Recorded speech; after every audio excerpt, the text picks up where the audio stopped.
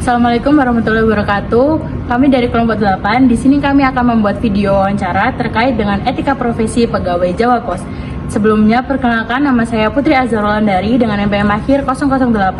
Saya Nawal Nazala Firdausi dengan NPM akhir 010. Saya Belinda Naila Putri Katalina dengan NPM akhir 012. Saya Cindy Afrianti Santoso dengan NPM 014. Selamat menyaksikan. Assalamualaikum warahmatullahi wabarakatuh. Jadi di sini kami akan melakukan wawancara terkait dengan etika profesi pegawai Jawa Pos Surabaya. Nah, di sini kami sudah bersama narasumber kami. Baik, Assalamualaikum warahmatullahi wabarakatuh. Kenalkan, nama saya Bapak Supardi. Profesi saya di Jawa Pos bukan sebagai pegawai ya, sekarang, namun partner kerja. Namanya agensi Jawa Pos. Untuk tahu bisa selanjutnya, kalau bisa Bapak agensi Jawa Pos ini bekerja di bidang apa? Ya, jadi tugas kami adalah membuat oplah Jawa Pos meningkat, bertambah sehubungan dengan pelayanan kepada pelanggan. Ya, jadi caranya orang tuh sampai ke tangan pelanggan itu pagi hari sebelum pelanggan berangkat kerja.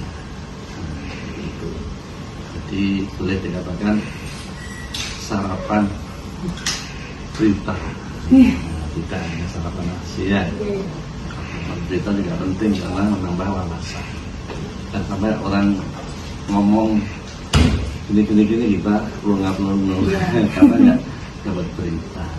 Sekarang akan ke situ arahnya nanti. Kalau medsos sudah, artinya medsos kan juga tergantung kesukaan mana yang di itu terus yang keluar ya. Iya. Nah itu segi negatifnya medsos sebenarnya di situ.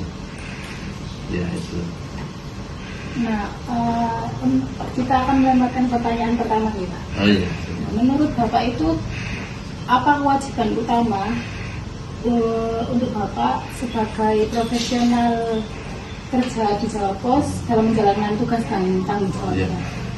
Yang pertama yaitu mengembangkan oplah Jawa Pos dengan cara mencari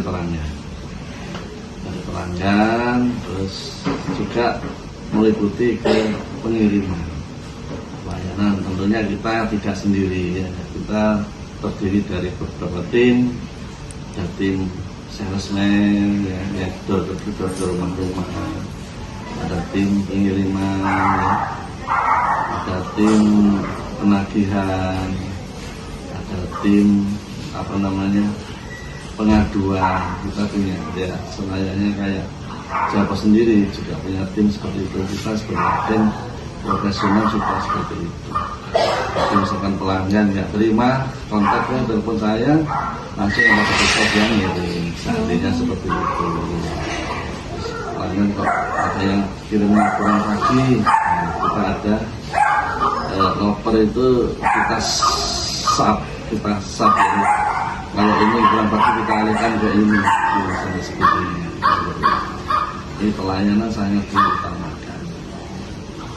Itu untuk mendapatkan Untuk pertanyaan yang kedua, apa saja tindakan yang dianggap tidak etis maupun tidak profesional dalam menjalankan tugas sebagai profesional bisnis di Jawa Pos?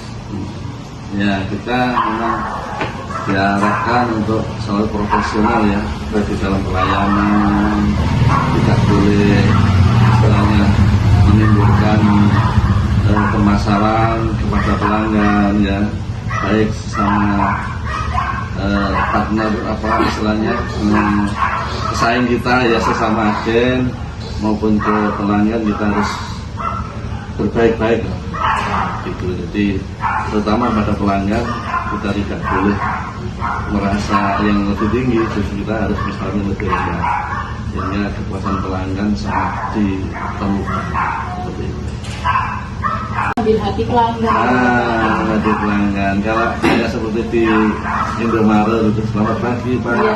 Terserah pelanggan selamat pagi nyaur apa enggak, sepenting kita SOP jalannya.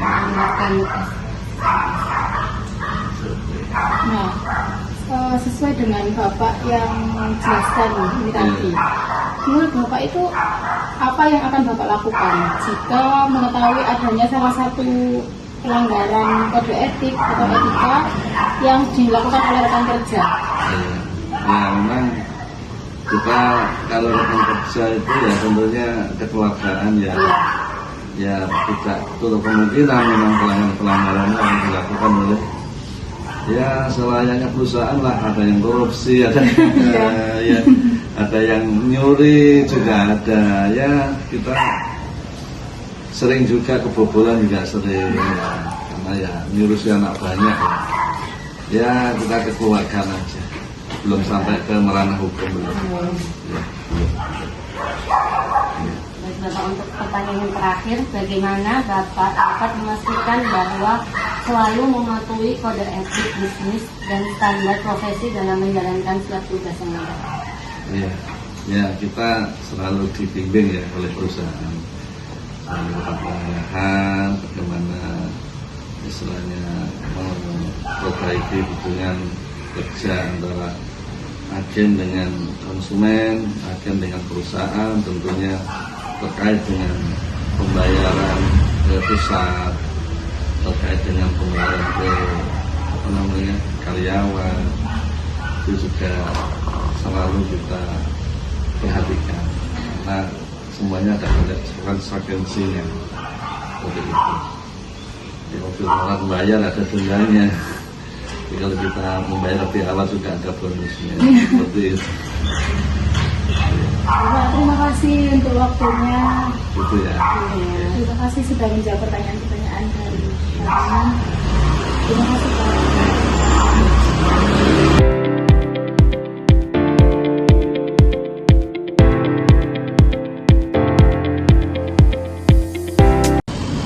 Untuk kesimpulannya, menjadi seorang profesional bisnis di Jawa Pos mengharuskan kita untuk melaksanakan tugas dengan integritas, tanggung jawab, dan mematuhi kode etik perusahaan. Etika kerja yang baik mencakup ketepatan dalam distribusi koran, menjaga hubungan baik dengan pelanggan, serta menghindari tindakan yang tidak profesional seperti penyuapan atau manipulasi data.